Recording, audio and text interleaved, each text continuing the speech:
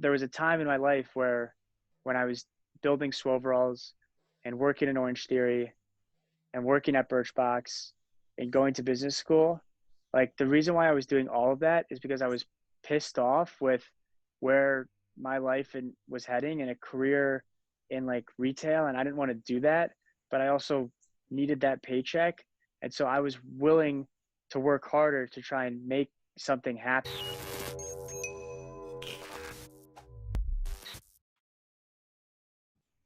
Welcome to the Powerful One podcast, episode 25 with Kyle Bergman. Guys, Kyle's an entrepreneur. He's also the founder and chief Swoverall officer of the Great Fantastic, as well as the co-founder and a coach at Sweat From Home. Kyle's first product, known as the Swoveralls, is a combination of sweatpants and overalls formed into a glorious masterpiece. And Kyle was actually featured on this past season of Shark Tank, and he's done just under $400,000 in sales since selling his first pair in 2017. Sweat From Home is an online interactive workout experience designed to give you the best sweat of all time. And Kyle was also a team captain All-American at Drexel, where he played for the Lacrosse team. And he's a current member of the Israeli men's national team and has competed in 4 world championships, competing against the best players in the world. So amazing episode. We talk about everything from Kyle's early job experiences and having to kind of pay his dues and learn a lot about business. Then we talk about the start of the Swoveralls, the Great Fantastic, being an entrepreneur and everything that it takes to become an entrepreneur and to be an entrepreneur. We talk about being on Shark Tank. We talk about his newest company, which is the Sweat From Home that I just mentioned. We talk about his main piece of advice for everybody and so much more. So here it is, guys, episode 25 with Kyle Bergman. All right, cool, guys. We are here with Kyle Bergman, currently putting on the Swoveralls. Man, they look good. That's the new NASA one's coming out, yeah? Oh yeah. When are they coming out? I saw the fun thing for it. So is there a release date on those yet?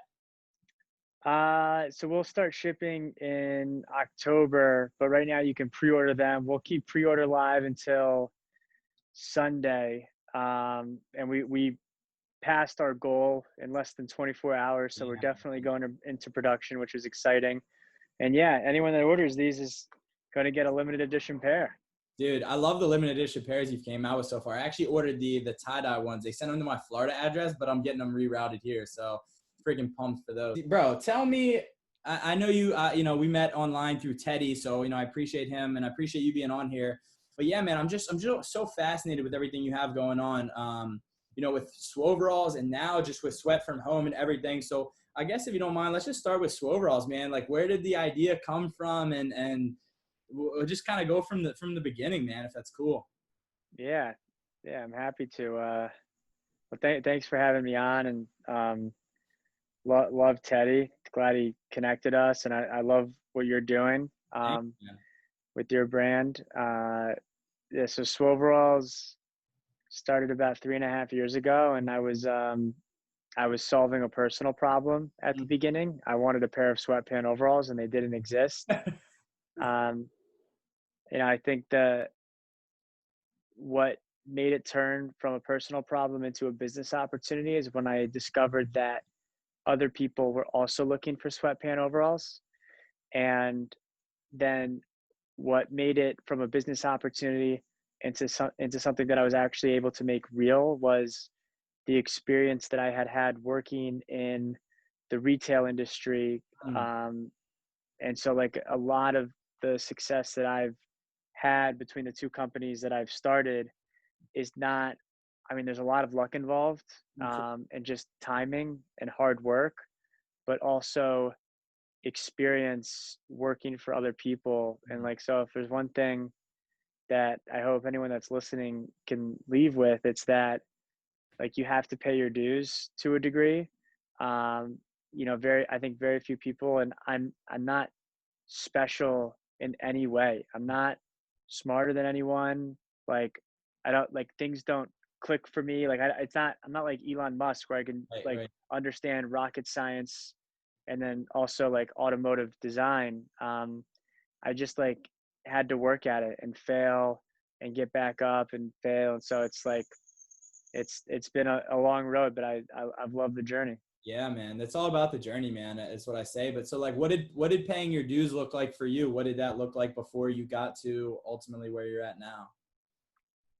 Yeah, so from a from a professional standpoint, when I graduated from college, I went to work at Bloomingdale's in their corporate office. I was a assistant buyer, and then an associate buyer, and then I worked in merchandise planning. So I wasn't like, if you're not familiar with Bloomingdale's, it's similar to like a Macy's or a Nordstrom's. Right. I wasn't in the store like working directly with customers. I was in the offices and working directly with brands to decide what products were sold on the store, like working with them on a little bit of product development, but more so like profitability and Yeah. marketing and seeing how we could sell stuff. So like I was classically trained in how to kind of build a retail business and what a successful one looks like.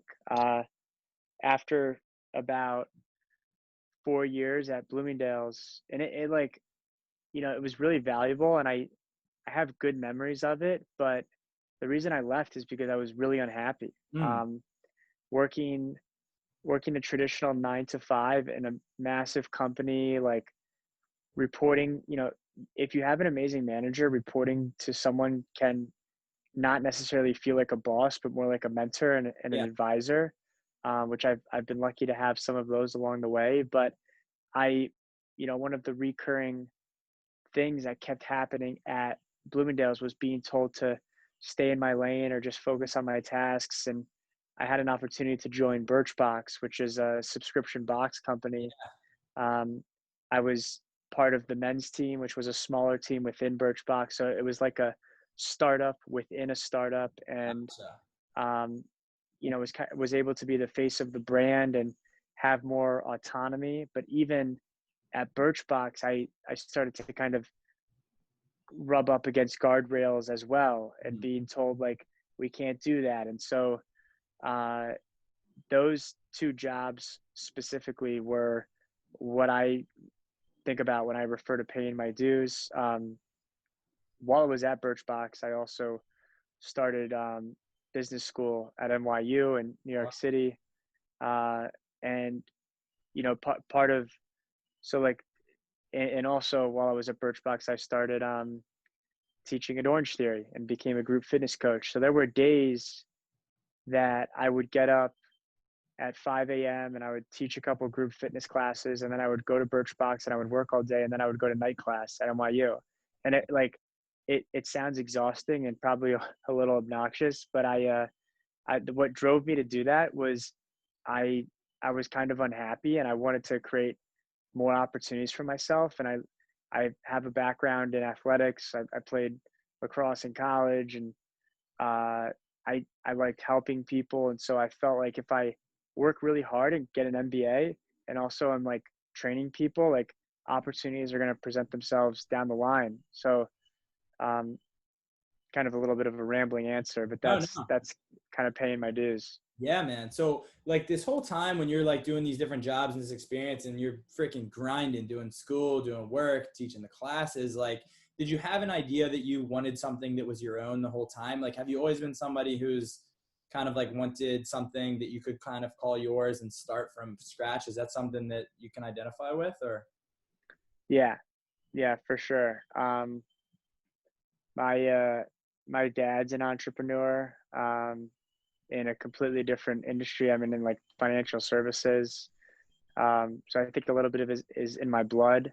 My mom is the hardest working human I know. So like the pedigree that I have, I'm like the apple doesn't fall far from the tree, I guess you could say.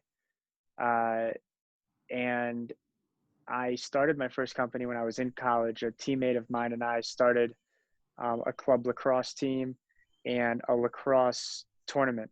Um, we we noticed a gap in the market. Like a lot of the things that I um, focus on and that I think I get a lot of energy from, or like because I'm solving a problem. Exactly. Uh, and there's two main ways to start a business. You either, I think, identify a problem, or you identify a gap in the offering, which can sometimes be the same thing. Um, that first company was awesome. Like me and my partner were able to run really fast and get things up super quickly.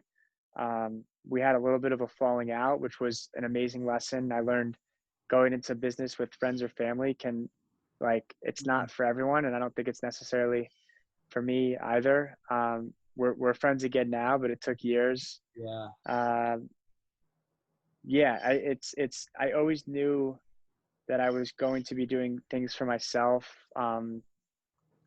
It I I don't there's a certain risk appetite that you need to start things. Um, but I don't look at myself necessarily as someone who's super risky because I am able to have a lot of like safety nets to a degree.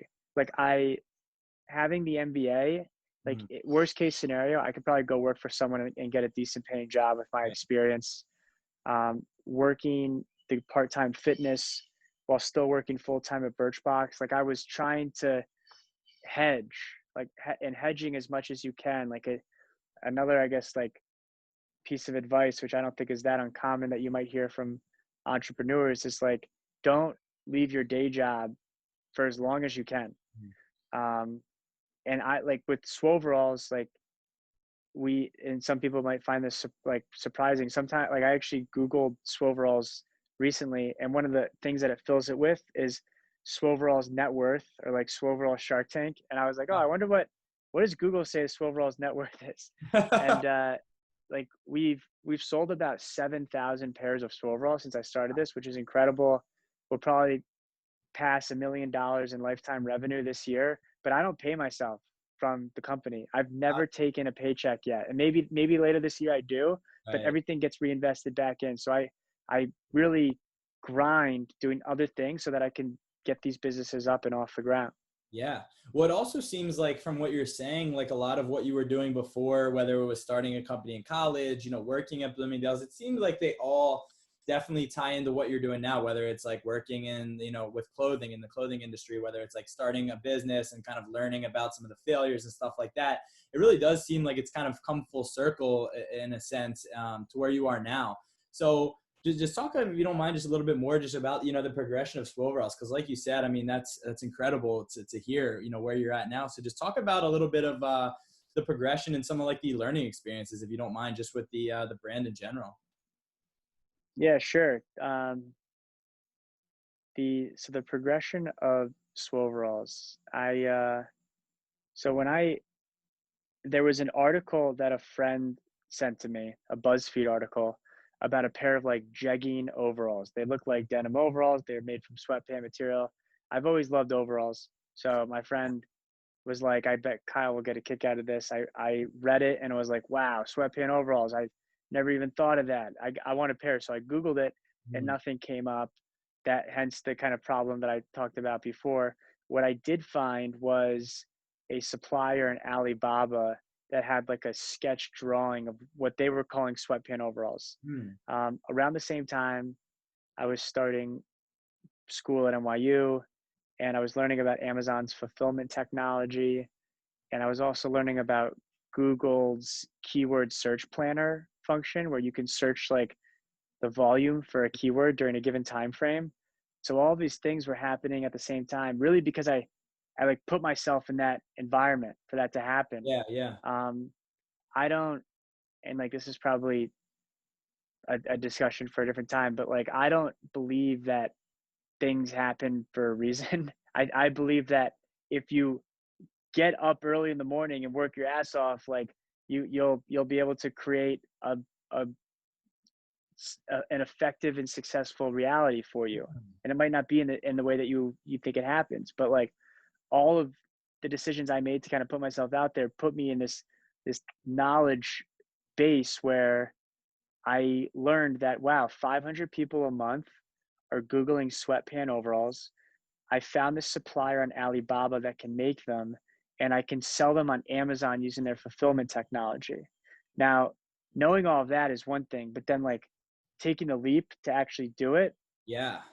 the one of the so as far as kickstarting the business, at the time, I just started my first semester at NYU, and I had to take out student loan money from the government. And I took out too much money because I thought I was going to be able to take more credits than I actually could with my everything else I had going on. And NYU dispersed like $10,000 back to my personal checking account. It wasn't my money. It was Uncle Sam's money. What Wow. you're supposed to do is send that back to Uncle Sam because you don't need it. And what I did is I sent it to China, Dang. and that's what funded the first round of Swoveralls. Shortly after launching on Amazon, um, I created Swoveralls.com. It's important to note that the brand is called The Great Fantastic. Right. Swoveralls are the product. I didn't want to call the company Sweatpant Overall Incorporated because I wanted to give myself the opportunity to make more things, and we will be coming out with Yeah. T-shirts and hats Nice. soonish. But yeah, another key thing to note is like I talk to other entrepreneurs and stuff, and they're like, "How'd you get like that first traction?" Or like, "What was your marketing Yeah. spend?" Or everything. Yeah. And like, I cannot like stress enough how people were looking for this. Like, I got very lucky. People were looking for something that didn't exist, and Right. I made it. And so my organic conversion was very high because now it was just there. Yeah. And the fact that it's like a quirky, kind of unique product just gave it that buzz, and so that's what kind of led to Shark Tank and keep like just the fun that we and success that we've had has just been because it's something that we were kind of filling a space for. Yeah, man.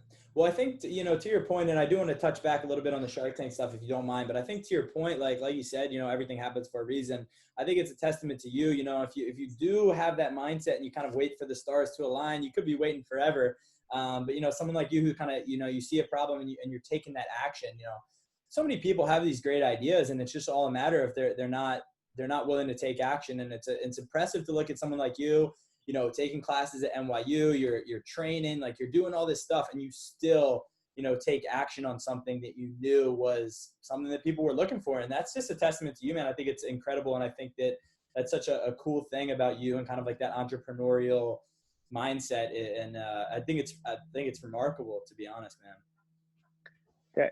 Thanks, man. I mean, um, the mindset, it kind of comes from a place of like frustration and Mm. irritation. Like I don't want to completely leave everything else that I depend on for like or at there was a time in my life where when I was building Swoveralls and working in Orange Theory and working at Birchbox and going to business school, like the reason why I was doing all of that is because I was pissed off with where my life was heading and a career in like retail, and I didn't want to do that, but I also needed that paycheck, and so I was willing to work harder to try and make something happen. Yeah, man. um, and so like in the last 6 months, I started Sweat from Home, which was really a reaction to COVID and the pandemic. But like, again, the reason I was able to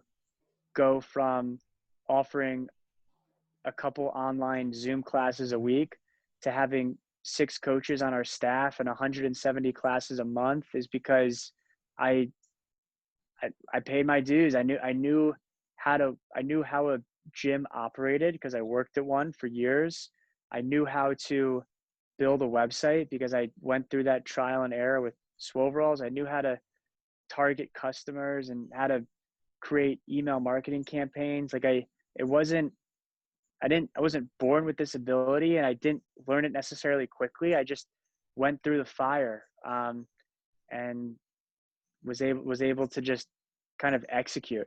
Yeah, man. I think something that a lot of people might miss is they see someone maybe at your level of success, however that's measured for somebody, and they just assume that maybe you were born with that or maybe you've always just had, which could be true. But I think, to your point and everything you're saying is like you were willing to like eat shit and be unhappy and get pissed off and like literally put yourself in all these positions and do all this hard work to be able to ultimately get to where you are. So it's not, I think a lot of people just see what looks like an overnight success. And I think a lot of times it's glorified through Instagram because you see kind of the highlights of people's life, but you don't see the fucking grind that you're doing and the hard work that's put in and the behind the scenes shit that ultimately gets you to where you're at. So I'm glad you touched on all that, because I do think people just assume someone falls into something.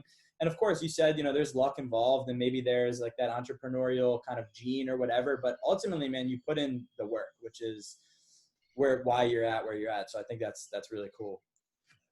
Yeah, I think I'm sure a lot of your listeners are interested in working out or play sports, Yeah. and like like an analogy or a metaphor that I use is like I I was lucky enough to play D1 lacrosse at Drexel, and I was fortunate enough to have a pretty good individual career, like all conference, all American, Wow. midfielder, like, but when I was growing up, my family moved to Canada after my sophomore year in high school. I Wow. grew up in Connecticut, and I went to a public high school, and it was a big school, and I like kind of developed a little later.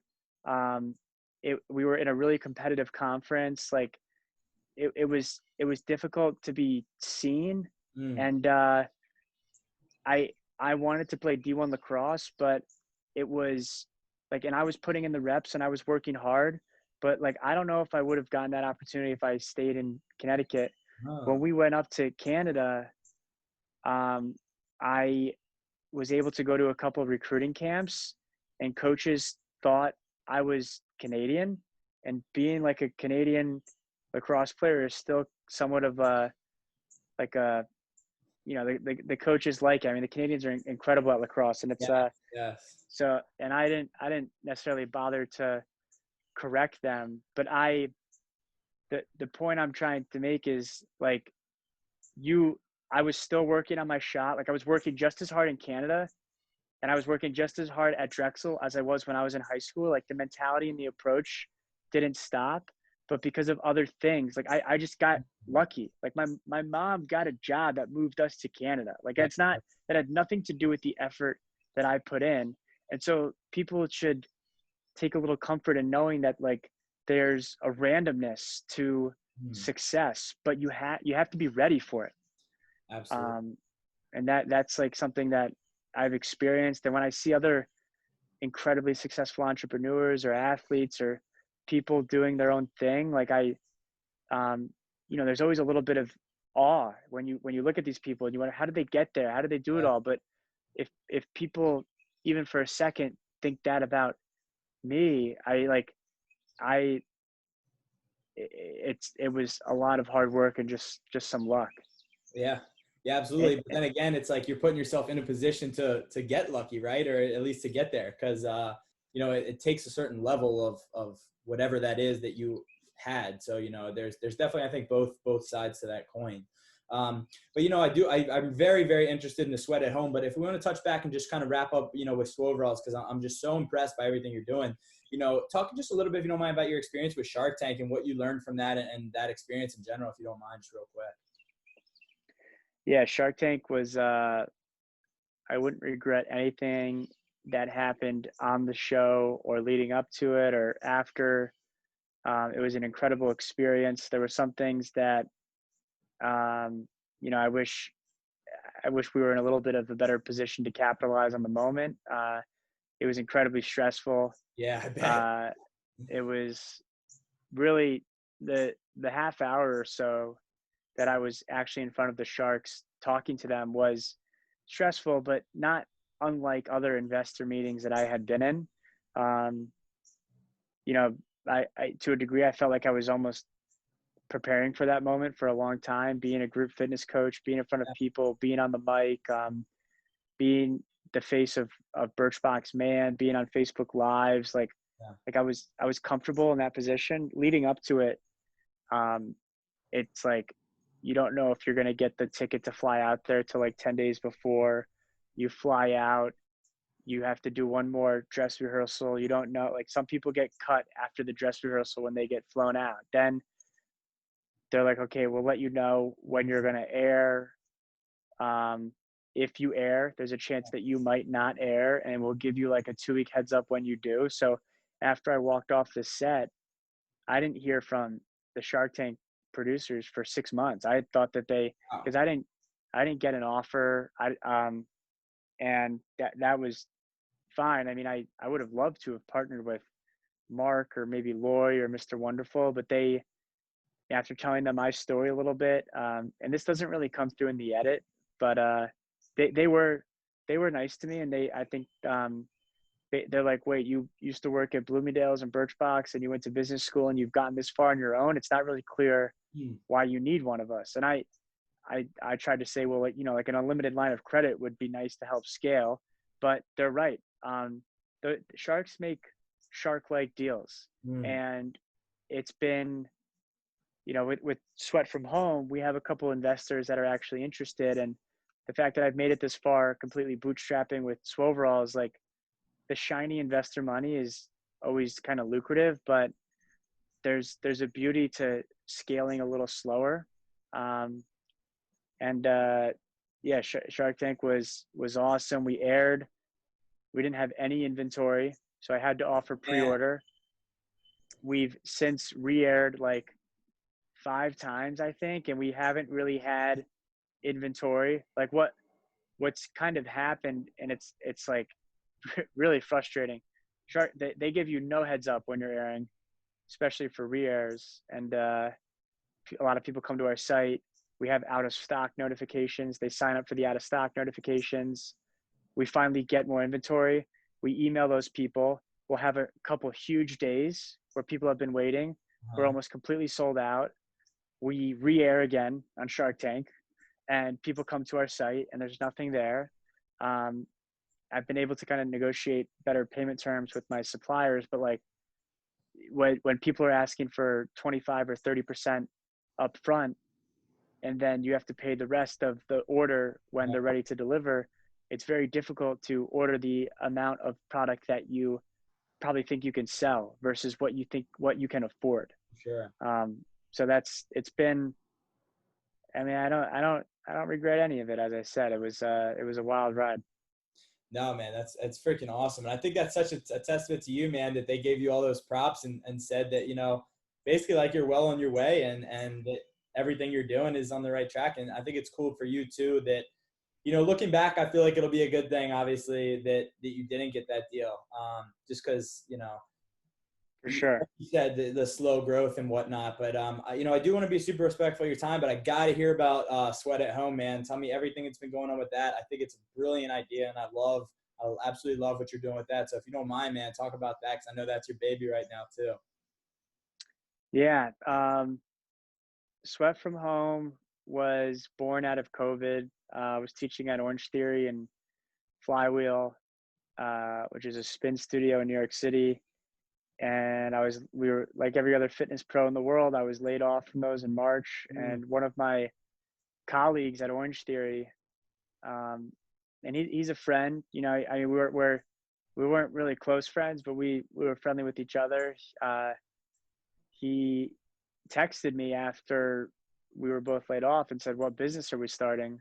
Wow. And yeah, I didn't really know at the time, but Brendan, he was a kind of a he admired what I was doing with Swoveralls, and he always wanted to start his own thing. And so he kind of told me after the fact, but he said, if I get the opportunity to start something with you, I was gonna ask and see if you wanted to. And so at the beginning, we were offering Zoom classes. People would Venmo us. We were like digital workout drug dealers. Yeah, Like yeah, wow, that's people would Venmo us $10, and we'd send them a Zoom link. And damn. we were really able to hit the ground running because we had a community that loved coming to our classes, and now didn't have a place to work out. So Brendan and I started it, kind of similar to Swoveralls. We saw that there was need, and Yeah. the organic demand was awesome. We brought on a third co-founder, Bethany, who was also an Orange Theory coach at a different studio, but we both knew her. She's an incredible coach. Like, honestly, probably our best coach. And if Brendan ever hears that, he'll probably be mad at me for saying that. But Bethany's like unbelievable, like such a ball of energy, and she also had a really loyal following. So we brought her on as a co-founder, Yeah, and since then we've brought on 4 more coaches, and it's awesome. have like a little over 40 classes a week. And now it's getting real, and like we that I pay myself a salary through, and Wow. we're looking at investing in new software to make the sign up experience and the customer experience better. Um, but it's been a lot of fun being able to apply skill sets that I learned from Swoveralls, Birchbox, Bloomingdale's, from the business I had in college to building this company. And having co-founders is also Yeah. um, a refreshing experience. I mean, I had a co-founder in college, but Brendan and Bethany are awesome, and we all complement each other well. Yeah, man, I think it's a brilliant idea. I think it's so cool, and I love how everything kind of ties in, like the experiences and the stuff you've learned to what you're doing now with both companies. But I think there's going to be a paradigm shift. There already is in the way people are training and the way people are staying home, and people learning that they can do their work from home. And just I think you guys are capitalizing on it in an awesome way. So, dude, I don't doubt that you're going to have much continued success with that. So where can people find you with if they want to try out Sweat from Home, like are they available to do that? If they want to check Swoveralls out, the Great Fantastic, go ahead. Just where can people find you? Where can they find everything you're doing, man? Because I'm keeping tabs on you, and I know everybody's gonna want to because you're doing awesome things, man. Thank you, man. Yeah, so for sweatfh.com is where you can check out Sweat from Home. We offer a free 2-class pack if you use code SWEATY at checkout. And swoveralls.com. Yeah, I'll by the time this airs, I'll make a code Powerful1, which will be good for Yo, 20% off. That'll nice. be good for 20% off at checkout on everything except the NASA, because the NASA's already 20% off. Yes. um, but yeah, man. I mean, so, at Swoveralls _ on Instagram, at sweat.fh on Instagram. If people, Kyle at sweatfh.com. If you want to email me, Kyle at thegreatfantastic.co. I'm an open book. I'll talk to anyone who wants to chat about entrepreneurship, starting a business, whatnot. So yeah, feel free to reach me. No, that's awesome, man. Dude, I really appreciate you doing this. But one thing we got to do before we wrap up is I like to get everyone's thoughts on this because everybody's lived such a different life and they've had so many different experiences. But if you could give the listeners kind of one final thing that maybe you've learned in your life or just one core piece of value to kind of stick with them at the end, what would that be? Uh, I'm gonna loosely quote an old teacher of mine on failure. Mm, Um, and I love this, and I truly believe in it. But failure is not an indication of inadequacy. Uh, Failure is just an indication that there's a gap in your skill set or development, mm, and therefore it's something that can be remedied with more learning and more work mm. and more time. So if you approach opportunities with the sense that failure is a learning moment and has nothing to do with your ego as a human and ability to perform, it becomes a little less scary, and Mm. you look at it as an exciting time to experiment and learn more about yourself. And it's almost like if things go well, it's an added bonus. Yeah. um, Dude, yeah. that's incredible, man. That's such a unique perspective, and I know that everyone listening is gonna love that. And that's what's so cool is hearing different people's things. But man, it's a great point. I think it's a huge testament to where you are as you've had failures, but you've been able to look at them as not the end all be all and be able to just keep growing, man. So, dude, I know everyone's gonna love this episode, guys. Please, go check out Kyle, go support him on everything he's doing. But dude, thank you again, man, for making the time. I really, really appreciate it. Yeah, thank you, man. It's been a pleasure. You did it. You made it to the end of the episode. Thank you guys so much for listening or watching the podcast. Be sure to go like it, subscribe, share, all that stuff that you're supposed to say at the end of the podcast. Thank you guys again, and stay tuned every Thursday, powerful1.com/podcast, or on the Instagram page at powerful0ne powerful1. Thank you guys again. And again, last thing, if you guys are interested in being on the podcast, hit me up. If you got a cool story and feel like you really fit the mold for Powerful One, hit me up. We'll get you on the podcast. Thank you guys.